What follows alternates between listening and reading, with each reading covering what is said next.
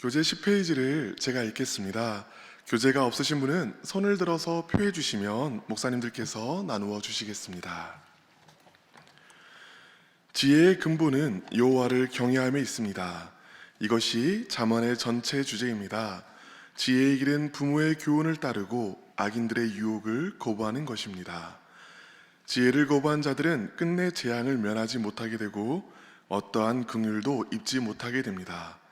반면에 지혜의 말을 듣는 자들은 평안 가운데 두려움 없이 안전하게 살 것을 보장받습니다. 오늘부터 우리는 잠언에 대한 이야기를 나누어 보려고 합니다.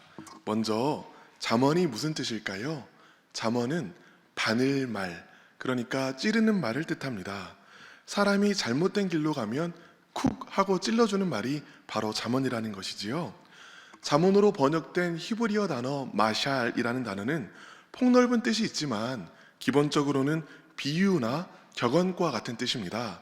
그러니까 우리가 어떻게 살아야 되는지를 금언으로, 격언으로, 속담으로 만들어서 자녀 교육에 썼던 것이 바로 우리가 지금 읽고 있는 잠언이라는 것이지요. 먼저 1장 1절부터 7절까지를 잠언의 고갱이다 라고 이야기할 수 있겠습니다. 잠언이 목적이 무엇이라고 말하고 있습니까? 2절을 보면은요, 이는 지혜와 훈계를 알게 하며 명철의 말씀을 깨닫게 하며 라고 이야기하고 있습니다. 지혜와 훈계와 명철의 말씀을 깨닫게 하는 것이 잠언의 목적이라는 것입니다. 그런데 지혜는 무엇인지, 훈계는 무엇인지, 명철이 무엇인지 그 세부적인 의미를 알기 위해서 너무 분석적으로 접근할 필요는 없습니다. 왜냐하면 히브리 문학에서요, 잠언과 같은 운문은 하나의 실체를 묘사하기 위해 비슷한 단어, 비슷한 의미를 갖는 단어를 여러 가지를 나열해서 쓰고 있기 때문입니다.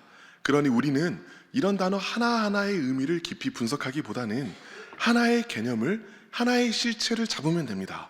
그것이 무엇일까요? 결국 잠언은 지혜를 주기 위하여 쓰여졌다는 것입니다. 그렇다면 도대체 지혜가 무엇일까요? 여기에서부터 시작해 보도록 하겠습니다. 우리는 하나님에 대하여 여러 가지 호칭을 붙이지요. 대표적인 것이 공의의 하나님도 있겠고요. 또 사랑의 하나님도 있고 은혜의 하나님도 있을 것입니다. 이런 표현들, 그 중에 우리가 잘 쓰는 표현들 중에 하나가 또 질서의 하나님입니다. 하나님께서는 무질서한 분이 아니라 세상에 질서를 부여하신 하나님이다 라는 뜻이지요. 질서의 하나님께서 만드신 세상에는 당연히 질서가 있습니다. 그리고 성경은요, 하나님께서 이 세상에 부여하신 이 질서에 따르는 삶을 지혜 있는 삶이다 라고 이야기를 합니다. 그럼 이렇게 하나님께서 만드신 질서를 따라가는 삶을 살게 되면 어떻게 될까요? 자연스럽게 형통하고 번성된 삶을 살게 되는 것입니다. 비유하자면 자동차 운전을 한번 생각해 보겠습니다. 우리는 자동차 운전을 시작하기 전에 운전 면허를 따지요. 그리고 운전을 어떻게 해야 되는지에 대해서 여러 가지 법규를 배우게 됩니다. 이렇게 운전 법규를 제대로 배우고 나면 사고 없이 형통하게 운전을 할 수 있게 됩니다. 뿐만 아니라 건강한 삶을 살길 원하는 사람은 어떻게 해야 건강한 삶을 사는 것인지에 대해서 배우게 됩니다. 하루에 운동은 30분은 해야 하고 술, 담배는 당연히 멀리해야 한다. 이런 내용들에 대해서 배우게 되지요. 이 내용을 실천하기가 쉽지는 않지만 실천하면 자연스럽게 건강한 삶을 살게 됩니다. 이것이 바로 잠언이 말하는 지혜입니다. 하나님이 만드신 세상의 질서에 순응함으로써 번성하게 된다라는 것이지요. 어쩌면 여러분 마음속에 이런 질문이 들지도 모르겠습니다. 그런데 목사님, 운전 법규대로 운전해도요, 때로는 사고가 나요. 또 운동 열심히 하는 사람들도요, 때로는 병에 걸려요. 맞습니다. 질서에 순응하는 삶을 살아도요, 삶에는 예기치 못한 어려움이 찾아올 수 있습니다. 성경은 그럴 때가 없다고 말하지는 않습니다. 이럴 때 주는 지혜의 가르침은 각각 욥기와 전도서에서 또 따로 배우게 될 것입니다. 삶의 예기치 못한 어려움에 대한 지혜는 욥기에서, 또 삶의 허무에 대한 지혜는 전도서에서 배우게 될 것입니다. 그런데 이런 지혜에 대해서 배우기 위해서라도 우리는 먼저 잠언에 대해서 알아야 합니다. 이런 지혜들의 토대를 놓는 근본적인 지혜가 바로 하나님의 지혜 잠언에 있기 때문입니다. 그렇다면 지금까지 지혜가 무엇인지를 알아보았으니 이제 이런 지혜를 도대체 어떻게 얻는지에 대해서 이야기해 보도록 하겠습니다. 우리는 이미 지혜가 하나님의 질서에 순응하는 것이라고 배웠습니다. 그렇다면 어떻게 이런 질서를 얻을 수 있을까요? 문제 속에 답이 있습니다. 하나님의 질서에 순응함으로써 얻습니다. 그리고 그것이 바로 하나님을 경외하는 것입니다. 하나님의 질서에 순응하는 것. 1장 7절 함께 읽어보도록 하겠습니다. 1장 7절입니다. 시작.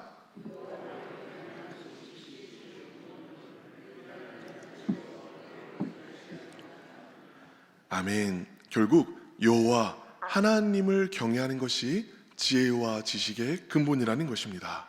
여기에서 첫 번째 기도 제목이 있습니다. 하나님을 경외함으로 세상을 살아갈 지혜를 얻게 하소서. 하나님을 경외함으로 세상을 살아갈 지혜를 얻게 하소서. 바로 이것이 하나님을 경외함이 그리고 그를 통해서 지혜를 얻는 것이 잠언의 요약이고 잠언의 엑기스입니다. 그리고 이것이 바로 우리가 살아야 할 삶의 공식입니다. 우리가 수학 문제를 풀 때에요, 여러 다양한 문제가 있어도 공식 하나를 제대로 알면 그 공식을 적용하고 대입해서 모든 문제의 답을 찾아 나갈 수 있습니다. 마찬가지입니다. 내 삶에 놓인 여러 가지 어려운 문제들 앞에서도 하나님을 경외하는 것을 열쇠로 삼으면 그에 대한 하나님의 뜻을 알아갈 수 있다는 것이죠. 그렇다면 여러분, 여호와를 경외하는 것이 무엇일까요? 그저 하나님을 두려워하고 무서워하라는 말일까요? 그렇지 않습니다. 경외는요, 하나님이 무서워서 위축되는 것이 아닙니다. 공포나 복종의 감정을 말하는 것이 아니라는 것입니다. 그러면 무엇일까요? 비유해 보겠습니다.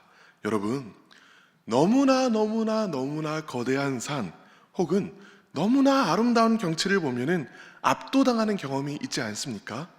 그런데 그 압도당함 속에 무엇이 있지요? 놀람과 경탄이 있습니다. 경외란, 성경에서 말하는 경외란 그런 것입니다. 크신 하나님을 바라보며 그 크심에 압도당하며 놀라고 경탄하는 것이지요. 하나님의 크심에, 하나님의 선하심에 압도되어 떠는 것이 바로 경외함입니다.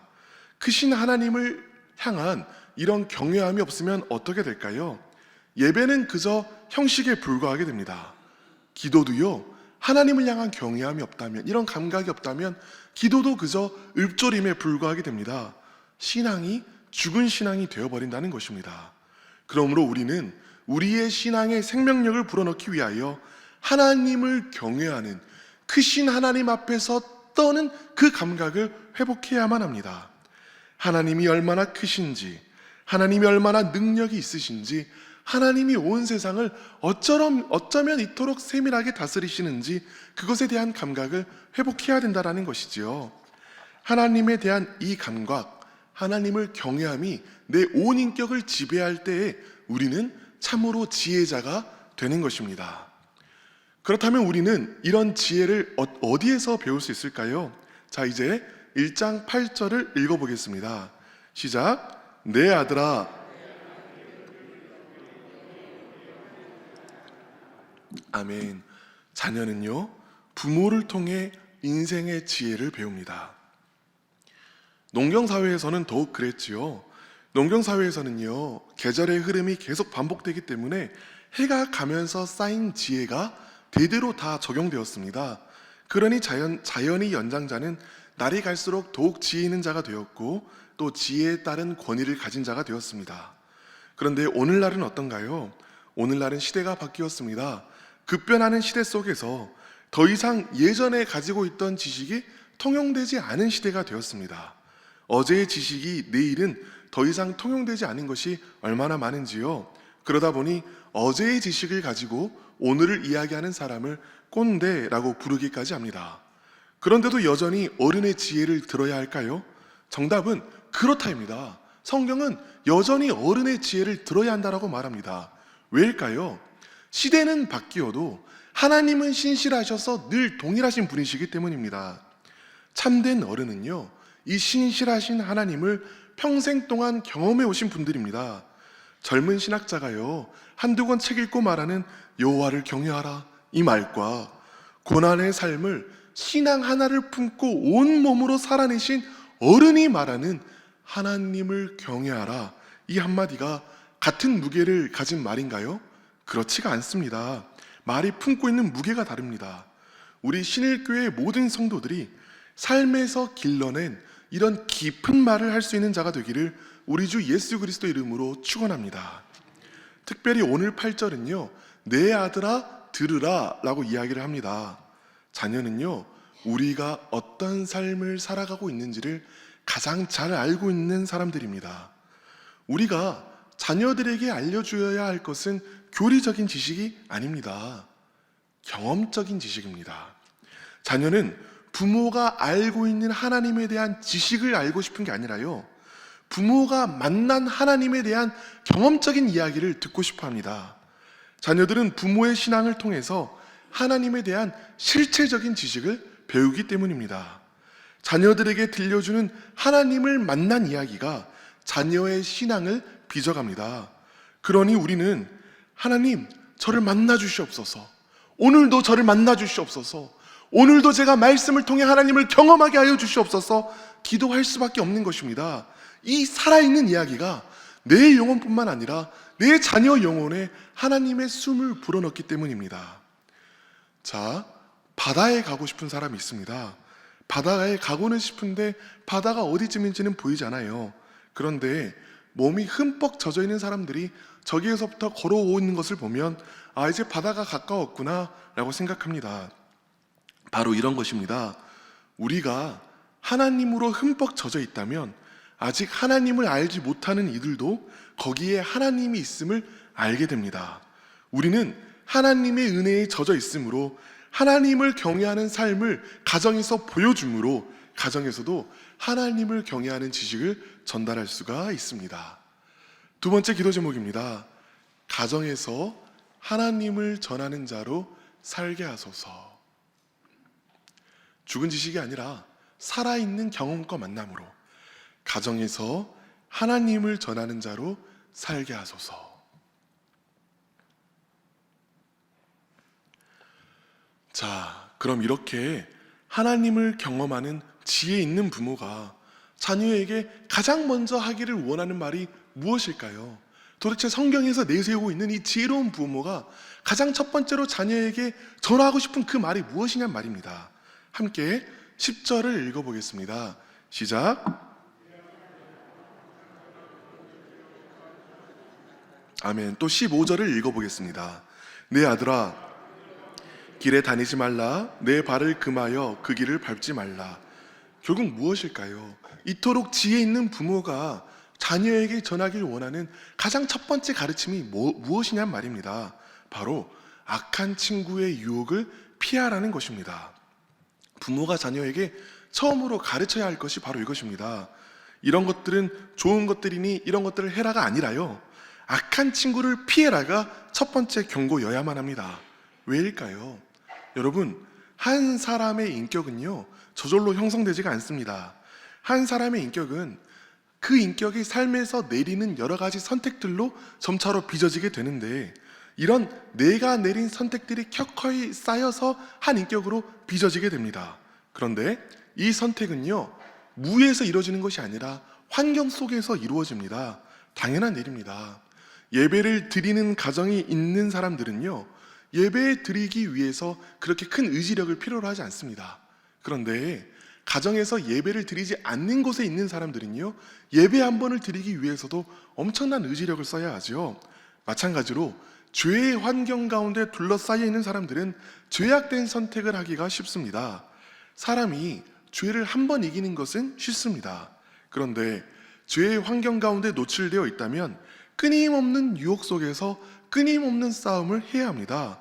끊임없이 싸우는 동안에 인간의 의지력은 마모되기 마련이고 결국에는 죄의 유혹에 쓰러지고 넘어지는 일이 생기게 되는 것입니다. 그러므로 죄에 대한 성경의 처방은 매우 명쾌합니다. 끊임없는 죄의 환경 속에서 싸워 이겨내라가 아닙니다. 물론 그런 싸움도 때로 필요하지만요, 성경은 그보다 그 죄의 환경에서 도망가라 라고 이야기하는 것이지요.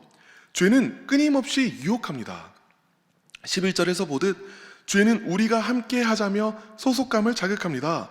이 공동체에서 떨어져 나가면 혼자가 될 것 같은 두려운 마음이 들게 합니다.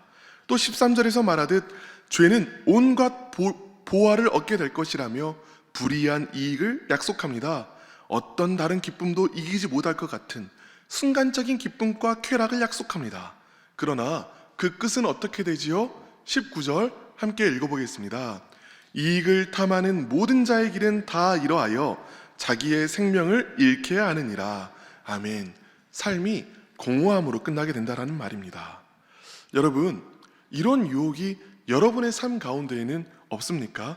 물론 본문이 말하는 것과 같이 사람을 죽이고 삼키는 강도짓에 대한 유혹을 받는 사람은 이 가운데 단 한 사람도 없을 것입니다. 그러나 순간적인 쾌락이 주는 기쁨으로 삶을 채우다가 결국에 그 끝에서 공허함만을 발견하는 사람은 많을 것입니다.